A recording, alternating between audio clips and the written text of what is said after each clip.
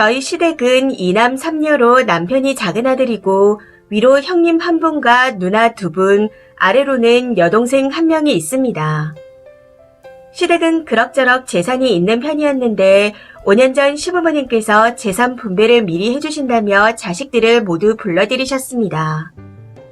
그 자리에서 큰아들은 땅과 산을 받게 되었고 작은 아들인 남편은 부모님께서 사시는 시골집을 받았습니다.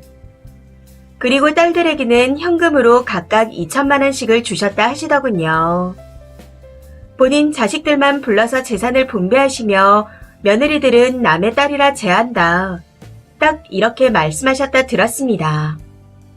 당시 친정에서 외동딸이었던 저는 친정엄마가 암으로 투병 중이셔서 간병을 하고 있는 중이었습니다.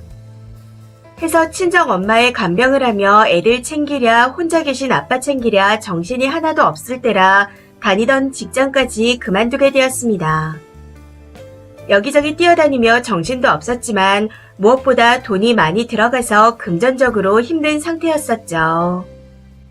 아무튼 작은 아들인 남편은 시부모님이 돌아가셔야 현금화를 시킬 수 있는 시골집을 받아 현재까지 시간이 날 때마다 찾아가 집안을 고치고 관리하며 집주인 노릇을 하고 있습니다.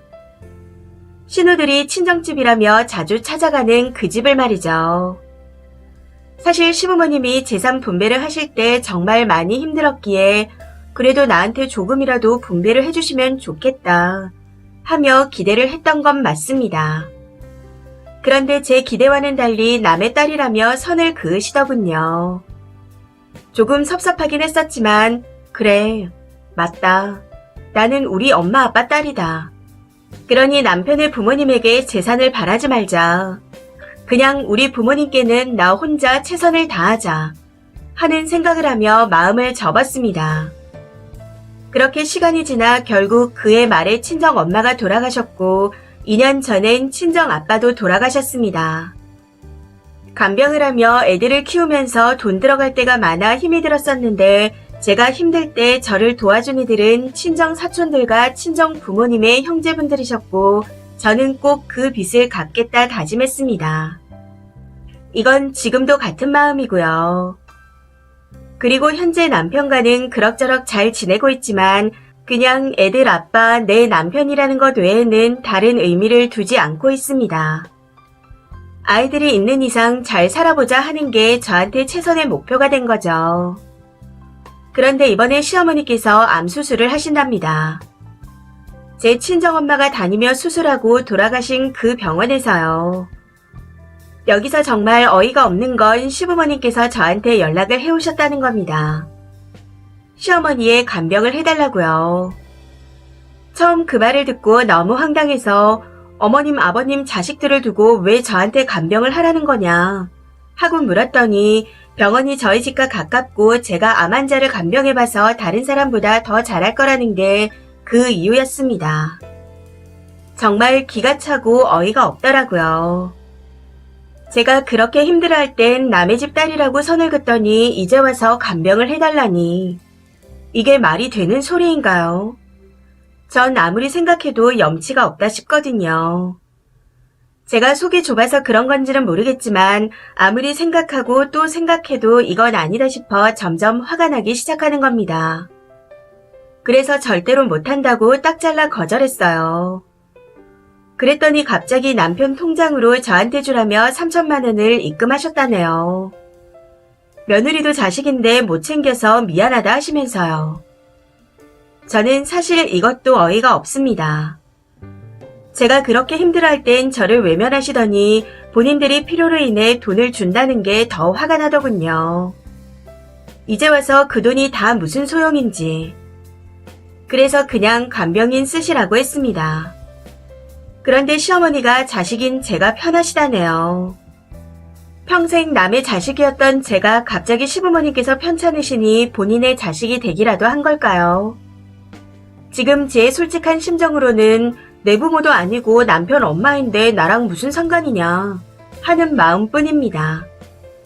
그래서 시부모님이 돌아가시면 저도 남편처럼 자식 입내 하고 상주 노릇이나 하면 될 것 같다는 생각뿐이에요. 아무튼 저는 애들이랑 직장 때문에 이젠 힘들다. 친정 엄마 땐 저를 낳고 키우신 친엄마이기에 회사에서도 봐준 거였다.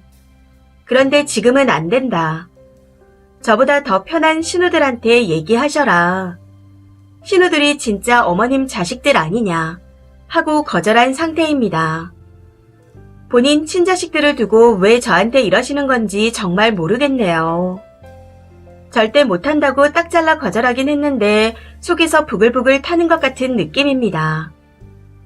너무 화가 나서 이제는 남편도 애들도 다 보기 싫어지는 것 같아요. 이런 제 마음을 어떻게 하면 좋을까요? 댓글입니다. 첫 번째, 재산 분배 때는 남이고 아픈이 자식인가요? 며느리가 편한 게 아니라 남인 간병인보다 막대하기 편해서 아닌가요? 진짜 웃기는 직구석입니다. 스트레스 받을 필요 없고 그냥 안 하면 그만이에요.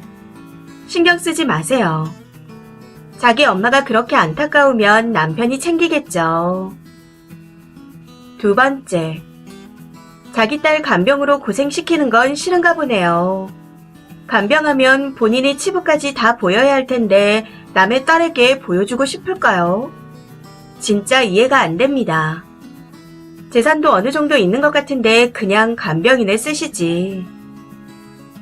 세 번째, 시댁이 며느리한테 재산 분배를 해주지는 않죠. 어차피 남편이 집은 받았잖아요. 딸들한테도 얼마 안 줬구만. 그래서 딸들이 병관은 못한다고 했나 보죠. 직장도 있고 자식도 챙겨야 하고 일단 내부보도 아니고 친자식들이 있으니 며느리인 쓰니가 할 필요는 없어 보입니다. 병간 후에는 신경 쓰지 마시고 나중에 병문안이나 다녀오시면 될 것 같네요. 네 번째, 이걸 보는 순간 화가 단전에서부터 올라왔습니다. 그냥 모르는 척 하시면 될 것 같아요.